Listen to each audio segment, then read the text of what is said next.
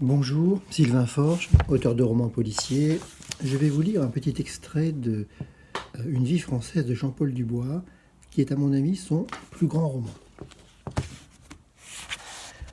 À mesure que nous nous éloignons de la terre, j'eus la sensation que ma poitrine se déchargeait d'un poids, me délivrant ainsi d'une angoisse accumulée depuis des années.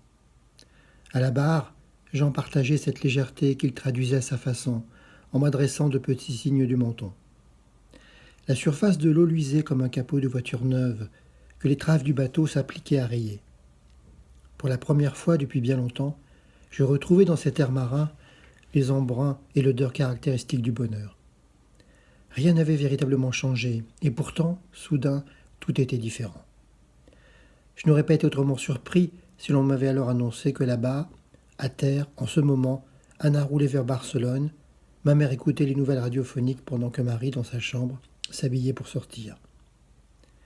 Lorsque le vent faiblit un peu, Jean affala les voiles et le bateau s'immobilisa lentement. La lumière déclina et je vis pour la première fois de ma vie la nuit tomber en mer. Outre le clapot qui chuintait de temps en temps en frôlant la coque, tout n'était que silence.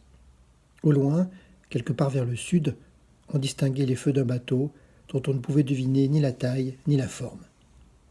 Jean, qui jamais ne cuisinait à terre, prépara une salade de calamars tout en surveillant une grosse omelette aux gambas. De mon point de vue balnéaire, le bateau ressemblait à une petite terrasse d'été, à l'heure du dîner, lorsque dans l'air surgissent les odeurs d'ail, de poisson et d'huile d'olive chaude. Pendant le repas, nous parlâmes de Yuko, de Vincent et du petit Louis Toshiro. Je racontai à Jean qu'il s'était récemment pris un amour inconsidéré pour les planètes du système solaire, en même temps que pour les dinosaures. En conséquence, il avait annoncé à sa mère que plus tard, il voudrait à la fois travailler sur la Terre comme au ciel, exercer en quelque sorte la bien improbable profession d'astro-paléontologue.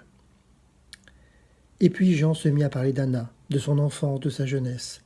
Porté par quelques vers de Gigondas, le père avait le pouvoir de ressusciter sa fille, de lui donner corps.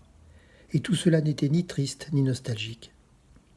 Parfois, l'évocation de Jean était si puissante qu'il donnait le sentiment de dépeindre non point des temps révolus, mais une époque limpide qui allait advenir. À mesure que retombaient les fièvres de l'alcool, cette ardeur artificielle s'estompa. Puis le silence se fit et les yeux de Jean se fermèrent. Nous restâmes longtemps ainsi, immobiles, oublieux, des capes et des courants.